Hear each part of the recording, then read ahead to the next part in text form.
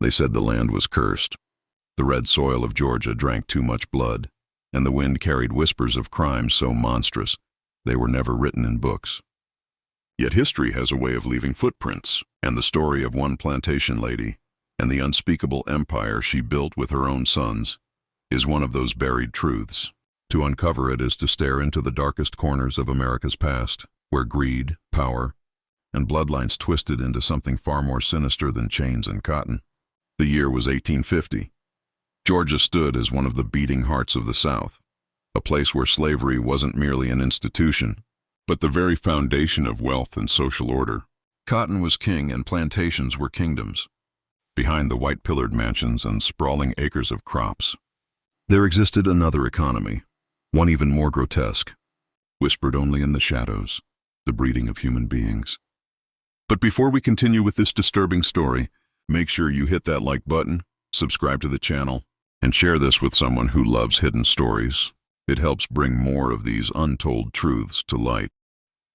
Among the grand plantations that dotted the Georgian countryside, one name surfaced again and again in hushed tones.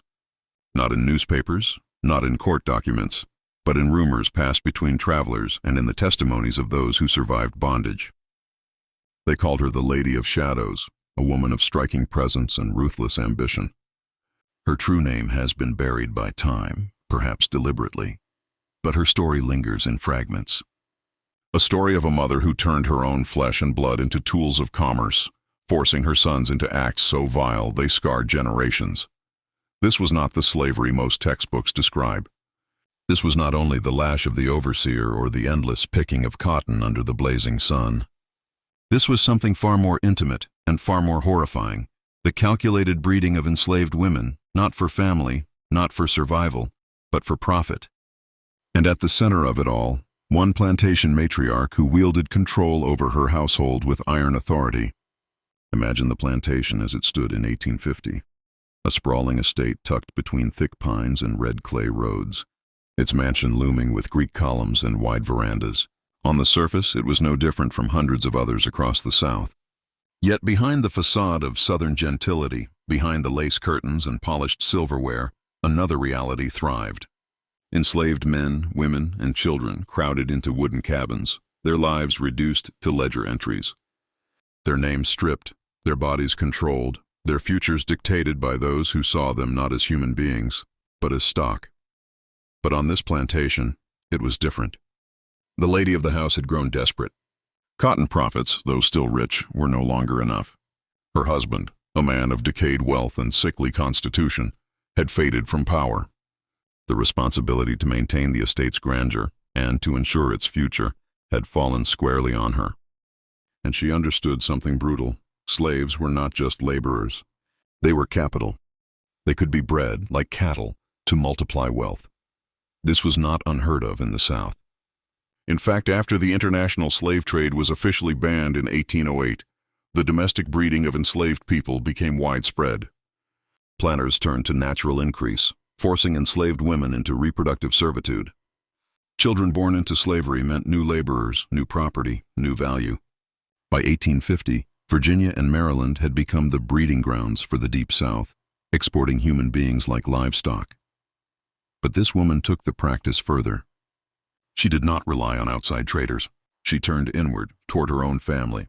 Accounts suggest that she forced her sons, some still teenagers, to breed with the enslaved women of the plantation. At first, whispers claimed it was for control, for punishment, a way to humiliate both the enslaved women and her own children. But over time, it became systematic. It was business. Each child born of these pairings was property, stamped by the law as belonging not to the mother, not to the father, but to the mistress of the estate. Consider the cruelty. Enslaved women, already stripped of autonomy, were now subjected to the grotesque demands of the family that owned them. The sons, themselves victims of a twisted maternal authority, became tools in their mother's design. And the children born of this forced breeding were raised not as kin, but as slaves, their bloodline a tangled web of power and bondage. The horror lay not only in the acts themselves, but in the cold calculation behind them. Every birth was a line in the ledger. Every child was money in the bank. This plantation, by 1850, was not just a place of labor. It was a human factory. The enslaved women endured unspeakable suffering. Their bodies were arenas of violence, their children torn from them, their identities erased. Some resisted, through silent defiance, through whispered prayers in the dark, through the desperate attempt to abort pregnancies forced upon them. Others had no choice but to survive, holding on to slivers of dignity in a world designed to crush it. One testimony, recorded decades later by a formerly enslaved man who had once lived in Georgia, recalled, "They made women breed like cows. They didn't care who fathered the child, only that the baby came. I saw children who was both the master's and the master's grandson, all in one. It was madness wrapped in the polite language of Southern aristocracy. And at its helm stood the lady of the house, a figure both feared and respected. She was known to ride the plantation grounds in fine dresses, her posture stiff, her face unreadable. She spoke softly in public, but her word was law in private. Some described her as pious, attending church every Sunday, singing hymns with closed eyes. Yet her interpretation of morality was twisted, her ambition cloaked in scripture and custom. But how did such a woman come to wield such power? To understand, we must step back into her origins. Born into a wealthy Georgia family in the early 1800s, she was raised in privilege. From childhood, she was taught that her family's prosperity came from the soil and from the people forced to work it. When she married into another plantation dynasty, she inherited not just land, but lives. By the time she reached her 30s, she had borne children of her own, sons whom she both adored and controlled with suffocating force. Some say her cruelty stemmed from desperation. Her husband's health declined, debts mounted, and whispers of financial ruin threatened her status. In a society where a woman's power was tied to property, she turned to the one thing she could multiply: slaves. Others argue it was not desperation but greed, a hunger for domination so deep it corroded her soul. Whatever the reason, by 1850, her plantation had become infamous in secret circles. Travelers noted the unusual number of young mixed-race slaves in her possession. Neighbors whispered but did not confront. After all, breeding slaves for profit was profitable, and no white neighbor was innocent of complicity. Silence was safer than scandal. Yet, beneath the silence, the enslaved community remembered. They carried the truth in hushed stories passed through generations. Mothers told daughters of the horrors endured. Fathers warned sons of the dangers of defying the mistress. These oral histories, often dismissed by white society, became the only record of what happened on that cursed estate. Imagine the nights on that plantation. The cabins dimly lit by firelight, the sound of cicadas humming outside, while inside, voices whispered of escape, of rebellion, of a justice that might never come. The fear of the mistress's wrath was constant, yet so was the quiet resistance. Enslaved people forged bonds, sang songs, and prayed for deliverance. Some planned escape, risking everything to flee north through the dangerous web of the Underground Railroad. Others resisted in subtler ways, slowing their work, breaking tools, protecting their children from the mistress's gaze when they could. Still, the machinery of breeding continued. Year after year, new children were born, their lives shackled before they could walk. But history has cracks, and through those cracks, light can enter. By 1850, whispers of abolition were spreading louder across the North. Slave narratives published in newspapers revealed horrors that Southerners tried to conceal. Harriet Beecher Stowe's Uncle Tom's Cabin would soon ignite the nation's conscience. The very system the plantation lady depended on was beginning to tremble under the weight of moral outrage. And on her plantation, that outrage would not stay buried forever. For in the years that followed, one event, a single act of defiance, would bring the dark secrets of her estate dangerously close to the surface, an act that would pit enslaved people against the mistress herself and draw her sons into a spiral of guilt, rage, and rebellion. The lady had built her empire on shadows, but shadows cannot hide forever. The summer of 1850 was suffocating. Heat lay heavy on the fields, pressing down on both slave and master alike. The cicadas screamed from the trees and the air smelled of dust and sweat. The plantation seemed on the surface unchanged. Cotton stalks swayed, overseers barked orders, and the mistress moved through her mansion like a queen in her court. But beneath the surface, something had begun to shift. Among the enslaved, there were whispers of resistance. Small acts at first, A tool broken here, a chore done slowly there. But the discontent ran deeper. Enslaved mothers, forced to carry children against their will, began to form bonds of secret sisterhood. They shared whispered prayers, old African songs hidden in hymns, and quiet oaths. One day, this will end. That summer, a young woman named Liza became the spark. She was barely 19, but her presence was magnetic. Sharp eyes, quick wit, and a voice that carried strength even when she whispered. She had already endured more than most. Forced into the mistress's twisted breeding scheme, she bore a child whose father was not a man she chose, but one of the mistress's own sons. That son, ashamed and broken, never acknowledged her or the baby. For the lady of the house, Liza was nothing more than a vessel, another womb, another line in the ledger. But to the enslaved community, Liza became something else, a symbol of their suffering and of their hope. One humid night, when the sky boiled with lightning and thunder, Liza refused. The mistress had ordered her to the main house, commanding her to lie with another of her sons. But Liza stood firm. "No," she said, her voice trembling but unbroken. The room fell silent. For enslaved people, the word no was almost unthinkable. It was defiance, rebellion, a direct challenge to the very structure of power. The mistress's eyes hardened. She rose from her chair, her silk dress rustling like the hiss of a snake. With icy calm, she struck Liza across the face. But Liza did not cry out. She stood there, blood at her lip, staring back with a quiet fire that sent a ripple through the room. The mistress's sons, caught between fear of their mother and shame of their own complicity, said nothing. The silence stretched, broken only by the thunder outside. That night, Liza was dragged back to the quarters and locked away. But word spread like wildfire. The enslaved gathered in the shadows, whispering her defiance as though it were a holy scripture. She said no. In the weeks that followed, the atmosphere on the plantation thickened with tension. Overseers noticed the workers' slowed pace, the tightened circles of whispering at night. The mistress sensed it too. She doubled punishments, made examples of men caught speaking out of turn, and restricted movement between cabins. But the harder she tried to clamp down, the more resistance simmered beneath the surface. Meanwhile, her sons were unraveling. They had long been under their mother's control, forced into acts that corroded their souls. But now, confronted by Liza's defiance, guilt gnawed at them. One son, James, the eldest, began to drink heavily, stumbling through the halls at night, muttering that their mother had damned them all. The youngest, barely 17, avoided his mother's gaze altogether, sneaking out to sit alone under the oak trees, staring at the stars as though begging them for answers. The mistress, however, remained unmoved.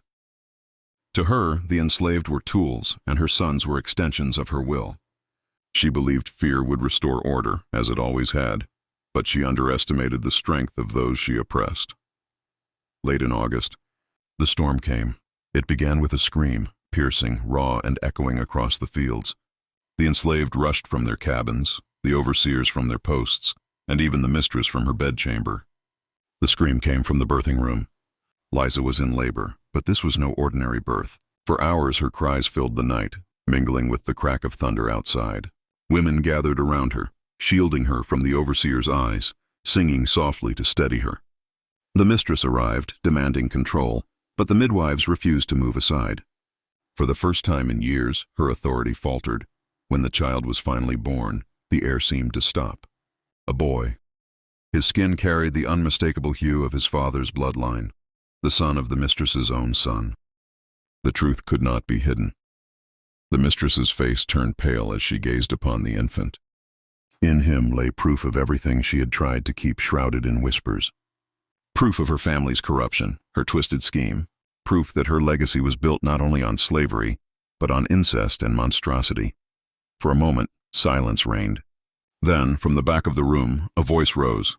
An elder among the enslaved. His back bent, but his spirit unbroken. "This child," he said, "is the curse of this land." The words fell heavy, like a prophecy. The days that followed were marked by chaos. The mistress ordered the child taken from Liza. She spoke of selling him off, erasing the evidence, cutting the wound from her estate. But Liza clung to her baby, refusing to surrender him. Others rallied around her, forming a shield the mistress could not easily break. The enslaved community began to see the child as a symbol, not of shame, but of truth. He embodied the evil of the system that bound them, but also the possibility of change. For if the mistress's blood and the enslaved's blood were one, then the lines of master and slave were not as clear as she pretended. Fear gripped the mistress. For the first time, she realized her authority was cracking. Her sons were slipping into rebellion of their own minds, her slaves whispering defiance in the dark. And now a child, a single child, threatened to expose her legacy as a grotesque lie. In secret, plans began to form. Some spoke of escape, of carrying the child north to freedom, where his existence could not be denied. Others spoke of something bolder, open rebellion. Liza, weary but fierce, became the center of these whispers. Meanwhile, James, the eldest son, sank deeper into despair. Drunk and stumbling, he confronted his mother one night in the grand parlor.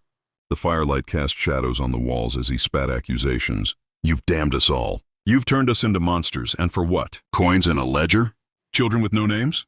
The mistress, unflinching, raised her chin. "You are weak," she said coldly. "Do you think the world will pity you? Do you think the North cares for your guilt? No, they would see you hang as quickly as me. We do what we must to survive." But James was no longer listening. His eyes were glassy, his voice broken. For the first time, he saw his mother not as a figure of power, but as the architect of their ruin. The tension reached its breaking point one September evening. The sun had barely set when smoke rose over the fields. A barn had been set ablaze. Overseers rushed to contain it, shouting orders, while in the chaos, enslaved men and women moved with quiet coordination. Doors were opened, tools were seized, and plans set in motion.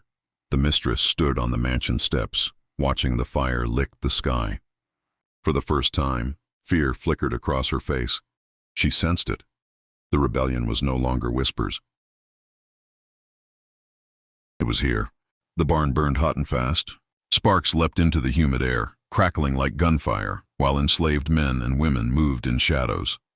To the overseers, it was chaos, shouts, commands, the rush of buckets from the well. But beneath the surface, there was order. For months, whispers of rebellion had circled through the cabins, carried on the lips of the brave and desperate. Now, in the confusion of fire, those whispers began to turn into action. Some ran toward the blaze to draw attention, others slipped away into the night. Locks were broken, chains undone, and tools seized. It was not a full-scale uprising, not yet, but the first strike in a struggle that had been waiting generations. At the mansion, the mistress stood tall on the veranda, her silk nightgown glowing in the firelight. For the first time in her reign, her face betrayed fear. She barked orders to her overseers, her voice sharp, but it cut through nothing. Her power, once absolute, now hung by a thread. Inside the house, her sons were caught in turmoil. James, the eldest, stumbled drunk into the parlor, clutching a bottle as though it were a weapon. His younger brothers paced like cornered dogs, their eyes darting between the window's glow and their mother's unflinching profile. The weight of years of forced complicity bore down on them. They were victims of their mother's will, yet guilty of her crimes. And now, with the fire outside, the question tore at them. Would they stand with her, or against her? Meanwhile, in the cabins, the enslaved gathered. Liza cradled her newborn son, his tiny breath against her chest, steadying her fear. Around her, the elders whispered plans. Some spoke of running for the woods, seeking the Underground Railroad. Others said no, that the time had come to fight, not flee. The fire was more than smoke. It was a beacon, a signal, a chance. Among the enslaved was a man named Josiah, tall, broad-shouldered, his back scarred from years of whippings. He had long been a quiet force, steady, never rash, but now his voice carried urgency. "We can't wait," he said. "They'll take the boy. You know they will. They'll sell him before he can walk." His words struck deep. Everyone knew it was true. The mistress's eyes had already marked the child as a liability, a threat to her carefully constructed illusion of power. If they stayed, the boy would be torn away. But Liza's voice rose, quiet yet fierce. "Then we don't let them. We don't run. We fight." The room fell silent. For years, survival had meant silence, endurance, submission. But in that moment, Liza's defiance cracked something open. Eyes met, heads nodded, A decision was made. The rebellion began in shadows. A blade stolen from the smokehouse. A hammer carried from the fields. A rope untied, a horse loosed. The enslaved moved quietly, swiftly, as the fire burned higher. At the mansion, overseers barked, "Keep the slaves back," but found themselves outnumbered. One by one, their commands fell on deaf ears. The enslaved were no longer bending under orders. They were rising. Inside, James poured another drink, his eyes glassy as the fire reflected in the glass. But when he heard the first crack of violence, a shout, a struggle, a blow, something inside him broke. He staggered toward the door, but his mother's voice cut him down. "Stay inside, boy. This is not your fight." James turned to her, his voice hoarse but edged with fury. "No, Mother. It's yours, all of it. You made this." For the first time in his life, he did not obey her. Outside, the rebellion ignited. Josiah struck first, his hammer crashing down on an overseer's skull.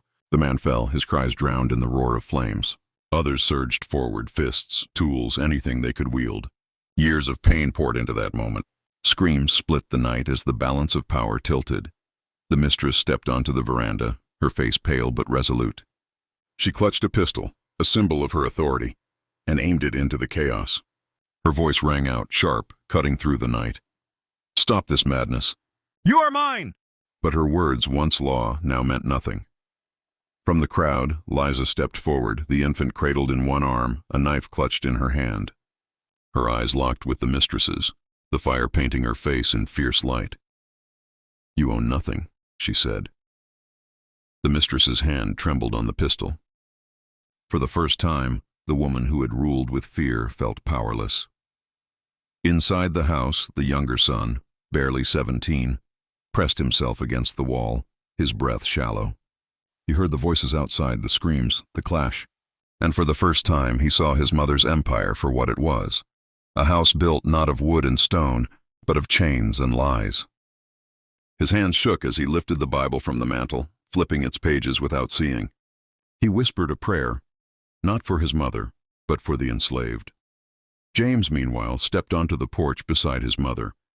His shirt was stained with whiskey, his eyes red, but his hand gripped the railing like an anchor. "Put it down, Mother," he said softly. "It's over." But the mistress's jaw locked. Her empire had been her life, her power her shield. To surrender was unthinkable. She raised the pistol higher, aiming not at Liza, but at the child in her arms. The world froze. Liza clutched her son tighter, her body trembling but her eyes unflinching. "No," she whispered. The hammer fell. What happened next would forever blur in the memories of those who survived. Some said James lunged, knocking his mother's hand aside as the gunshot rang. Others swore Josiah's hammer struck at the same instant, shattering the moment into chaos. But one truth remained. Blood spilled that night. Mistress, master, slave. The rebellion exploded into violence, the mansion consumed by fire, the fields filled with cries. The child survived. But at what cost? The sun of Georgia rose heavy and golden, yet for many on the plantation, it brought no warmth, only the burning weight of survival. The fields stretched wide, endless rows of cotton whispering in the breeze like ghosts of those who had bled to tend them. By 1852, the plantation had become more than a place of labor. It had turned into a living wound, pulsing with silence, secrets, and fear. But among the enslaved, silence was never empty. It was filled with glances, with breaths held too long, with whispers carried on the wind. And in those whispers, a dangerous idea had begun to take root. Freedom. Not the fleeting freedom of a stolen hour by the river, not the fragile illusion of singing to forget pain, but the kind of freedom that came with blood, with fire, with a choice that could not be undone. For years, the lady of the plantation had ruled with an iron hand cloaked in delicate gloves. Her cruelty was not always loud. Sometimes it was soft, almost tender, but all the more terrifying. The slaves she forced into her private chambers, the children she bred through her own sons, all carried the same haunted look in their eyes. They were both victims and reminders, living proof of power twisted into something unspeakable. Yet it was within this very darkness that light began to gather. Liza, whose spirit had not broken despite everything, had begun to find others who shared her fire. Samuel, strong and steady, carried a voice that the others listened to. Ruth, older and scarred from whippings, carried memory, reminding them of uprisings long past. Even little Isaac, no older than 10, whispered words he should not have known, words like north, river, escape. The plantation had become a crucible, and something was about to erupt. Night after night, under the cover of shadows, they met in silence. In the old barn, where the smell of hay and sweat hung heavy, they traced with their fingers on the dirt floor, paths, maps, signals. The stars themselves became guides, constellations reimagined as arrows pointing northward. But not all dreams were of running. Some dreamed of fighting. "Why run?" Samuel whispered one night. "When this is our land too. Our blood waters it. Our children are born in its dirt. Why should we leave what's ours?" His words carried weight, but so did Ruth's reply. "Because death waits for us if we fight, and maybe life waits for us if we run," but choice was a luxury rarely afforded to them. The lady's paranoia had grown. She sensed something. Perhaps it was the sudden quiet when she entered the fields. Perhaps it was the way eyes no longer dropped so quickly to the ground. She could feel rebellion like a storm in the distance, and so her punishments grew harsher. Whippings lasted longer, chains grew heavier. She believed she was tightening her grip, but instead, she was squeezing the very breath that kept her empire alive. One night, as the cicadas screamed in the humid dark, the lady summoned her eldest son. The boy had grown into a man now, tall but hollow-eyed, his soul worn thin by the life his mother had forced upon him. She spoke to him not as a son, but as a soldier. "They are restless," she said. "I can smell it. If even one of them rises against me, I will see the fields painted red. And you—" She fixed him with eyes that burned. "You will be the hand that strikes for me." But the son said nothing. Inside he carried his own rebellion, silent and secret. He had fathered children he did not claim, born of his mother's command, and every face he saw in the cabins reminded him of his shame. He no longer saw slaves. He saw blood. He saw brothers. He saw pieces of himself, and slowly his silence became dangerous, for in silence alliances were forged. The slaves were not alone. The son, though bound by fear, began to slip warnings into the night. A glance, a gesture, a dropped piece of bread near the cabins when he had overheard plans of a patrol. He was not their leader, but he was a crack in the walls of the lady's fortress, and cracks have a way of breaking open. By the spring of 1853, the whispers had become louder than the chains. Plans sharpened like knives. The barn became a council, and the night sky, with its watchful stars, became their cathedral. But there was no single plan.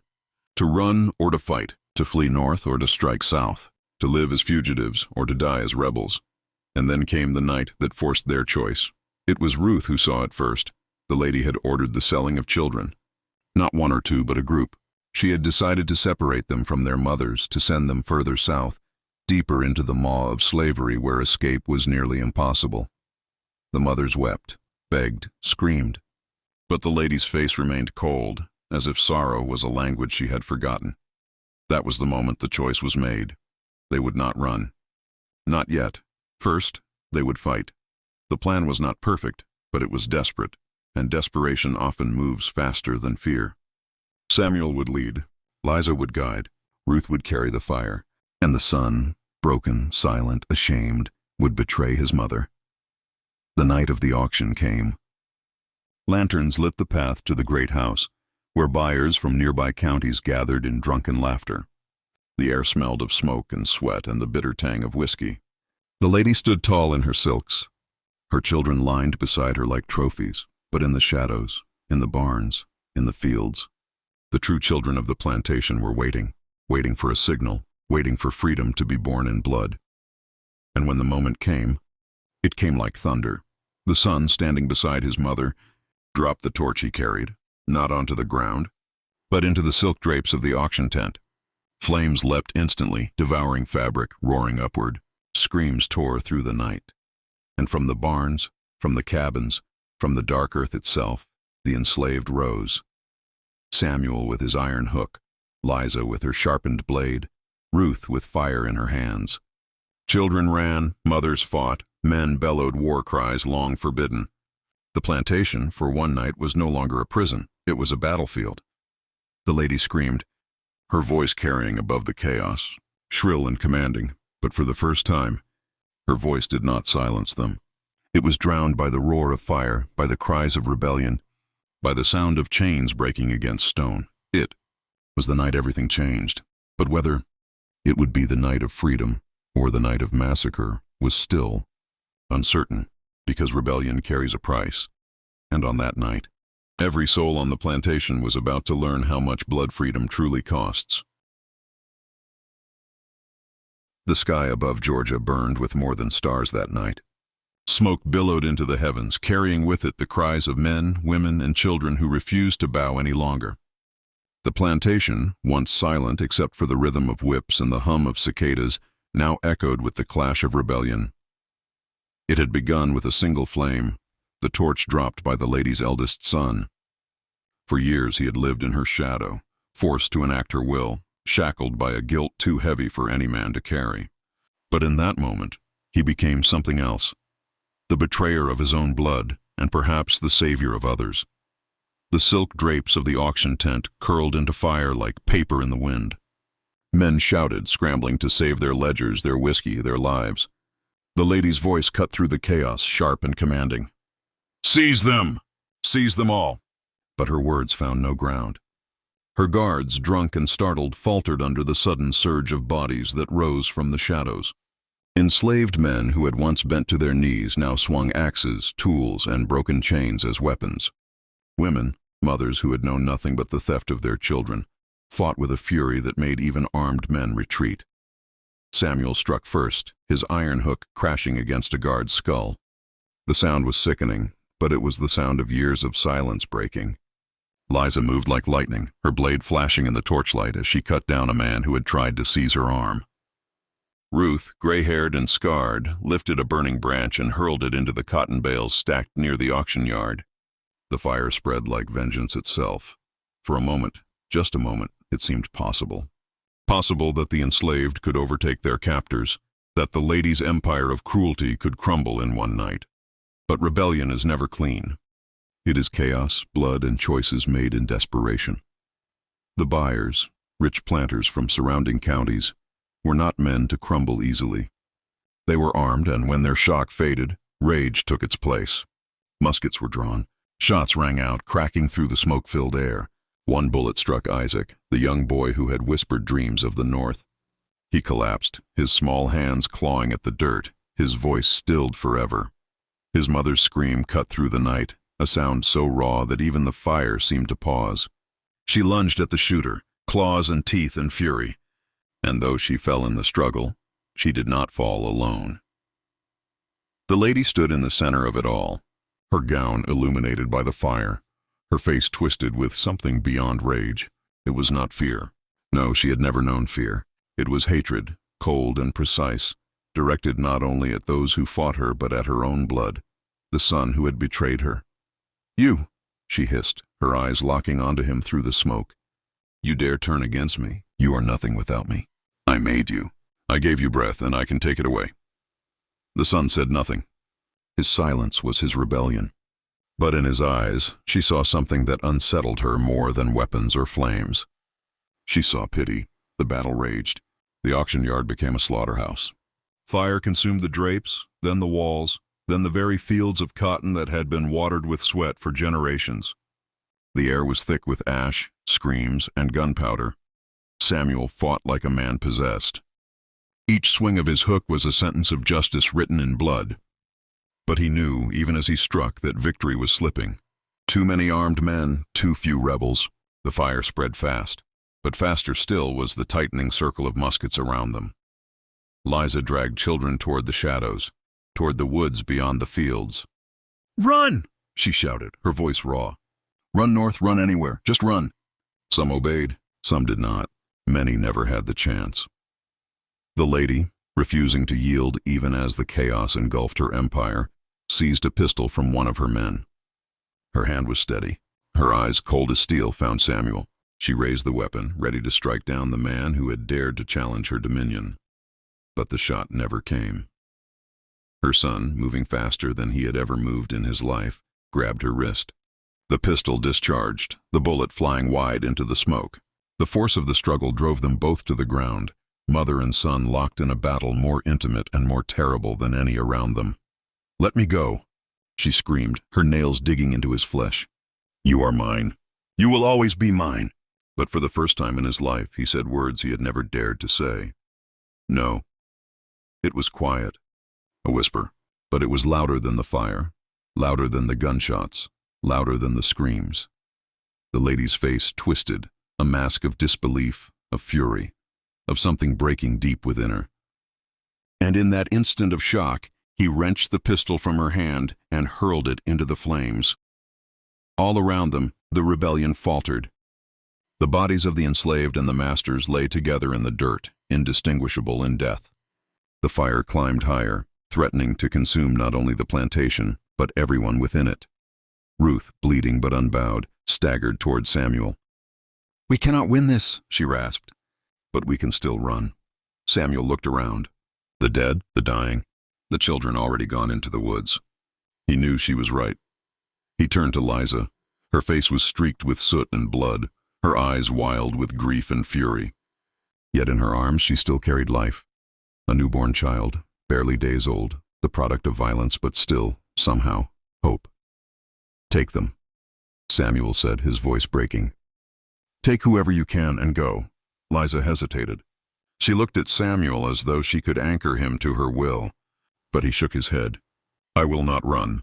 "Not tonight," she wanted to argue. She wanted to scream, but there was no time. The circle of muskets closed tighter, and the fire pressed closer. She ran, clutching the child, guiding the few who had survived toward the tree line. Behind her, Samuel lifted his hook one last time. The lady rose too, her silks torn, her eyes burning with unyielding hatred. She stood among the flames, her empire collapsing around her, her son beside her, not as an ally, but as a stranger. The night of fire had begun. The end of the plantation was at hand, but who would survive and what would become of them remained uncertain. Because rebellion was not a single night. It was a seed planted in blood destined to grow in the generations yet to come. The dawn after the fire did not come gently. It crawled across the Georgia fields like a thief, spreading pale light over the ruins of a world that had torn itself apart. Smoke still lingered above the plantation, black pillars stabbing the sky. The great house, once a proud monument to wealth and cruelty, was now nothing more than a skeletal ruin, its walls collapsed, its windows melted eyes staring into emptiness. The earth smelled of ash, of blood, of something final. The rebellion had lasted hours, but its echoes would last generations. Bodies lay scattered across the dirt, slaves and masters alike, bound together at last, not by chains, but by death. Samuel's iron hook was found near the auction yard, blackened by fire. His body was never recovered, lost to the flames or buried beneath rubble. Yet among the survivors his name became legend. Some whispered he had fallen in battle swinging until the end. Others swore he had been taken by the fire itself, carried into smoke like a spirit of vengeance. Liza, clutching the infant she had sworn to protect, had reached the tree line with a handful of others. They stumbled into the swamps where the land swallowed sound and hid them beneath veils of mist. There they moved like shadows, silent and desperate. Hunger gnawed at them. The cries of children threatened to betray them, but they pressed on. For they carried more than their own lives. They carried the possibility of a future. Behind them, the lady lived still. She had survived the night. Bruised, burned, but unbroken. Her eldest son had dragged her from the flames when the house collapsed, though she clawed at him even as he saved her. To her, survival was not mercy. It was rage deferred. Her plantation was gone, her wealth smoldering in ashes, her slaves scattered or dead. Yet in her eyes burned the same cold fire, the belief that what was hers could be rebuilt, that rebellion could be crushed, that her empire could rise again. But her son, her own flesh, her reluctant executioner, had changed. The boy who had once obeyed every word now walked beside her in silence, not as a servant, not as a son, but as something else entirely. His silence was no longer submission, it was condemnation. They wandered through the ruin of what had been theirs, mother and son bound not by love but by history, too twisted to unravel. Every face they passed in memory, every child born of cruelty, was a ghost that followed them now. Far to the north, whispers of the rebellion began to spread. Stories carried on the wind, exaggerated in some tellings, silenced in others. To planters and masters, it was a tale of horror, slaves who had dared to rise, a plantation consumed by fire. To the enslaved, it was something different. It was proof that chains could be broken, that even in the heart of Georgia, resistance had burned. Liza's journey north was not easy. Many nights she thought they would perish in the swamps, swallowed by the land or caught by patrols. But the child in her arms gave her strength. He was not only hers, he was Samuel's hope, Ruth's prayer, Isaac's dream. He was the living proof that something had survived. And survive he did. That child, born of violence but carried into freedom, would grow in a world still cruel, still divided, but with the fire of his ancestors burning inside him. His children and their children would carry the story, not written in books, but whispered in kitchens, sung in fields, prayed over in churches. The story of the night the enslaved rose, the night Georgia's soil drank both blood and freedom. As for the lady, history would not remember her name. She became a shadow in court records, a figure mentioned in whispers, her crimes buried beneath polite silence. But silence is never eternal. Truth has a way of clawing through the earth, of demanding to be heard. And so her story survives not in her glory, but in her shame. The plantation became ash, but from those ashes grew seeds, seeds of rebellion, of courage, of legacy. They would not blossom overnight. They would not erase centuries of chains, but they would endure, because rebellion is never just one night. It is a memory passed down, a story carried forward, a wound that refuses to heal until justice is done. And in the swamps of Georgia, beneath the heavy trees, a woman once held a child and whispered to him the truth. You are free. And they will never forget what we did here. The wind carried her words. The earth absorbed them. The future answered. The plantation was gone. The lady was broken, but the story remained. And that story, like fire, would never die. The fires of that night faded long ago. The ashes of the plantation were carried away by wind and rain, and new grass grew where once blood had soaked the soil. To a passerby, there is no sign of what happened there. No marker, no monument, just fields, quiet and unremarkable. But the land remembers. Every breeze that passes over the Georgia swamps carries the weight of cries once silenced. Every rustle of the trees is an echo of chains breaking, and in the soil itself, buried deep beneath roots and stone, lives a history too fierce to be forgotten. The lady's name vanished from the record, erased by time and by those who wished to bury shame. Her empire, once built on cruelty and control, became nothing more than a rumor, a whisper in dusty archives. She lived her last years in bitterness, clutching at a legacy that had already crumbled. Even her son, the boy she had twisted into her weapon, drifted into obscurity. Some say he fled north, others say he drank himself to ruin. History does not care. History only remembers what matters. And what mattered was not her power. What mattered was their resistance. Liza, though never written into books, lived on in the bloodline she carried forward. The child she held in her arms that night, the infant born of violence but raised in survival, grew, lived, and passed his story to his children. Through him, the memory of Samuel, Ruth, Isaac, and countless others endured. Their names may not fill textbooks, but in kitchens, in songs, in the quiet prayers of families, they remained alive. That is how rebellions survive, not in monuments, not in the voices of the powerful, but in the memories of the powerless who refuse to forget. By the time the Civil War arrived a decade later, many had already carried stories like this one across generations, tales of fire, of uprising, of defiance against impossible odds. They were not legends. They were warnings. They were promises. They were proof that even under the heaviest chains, the human spirit finds ways to resist. And perhaps that is the true legacy of Georgia's secret of 1850. Not the cruelty of the lady, not the empire of her plantation, but the defiance of those who rose against her.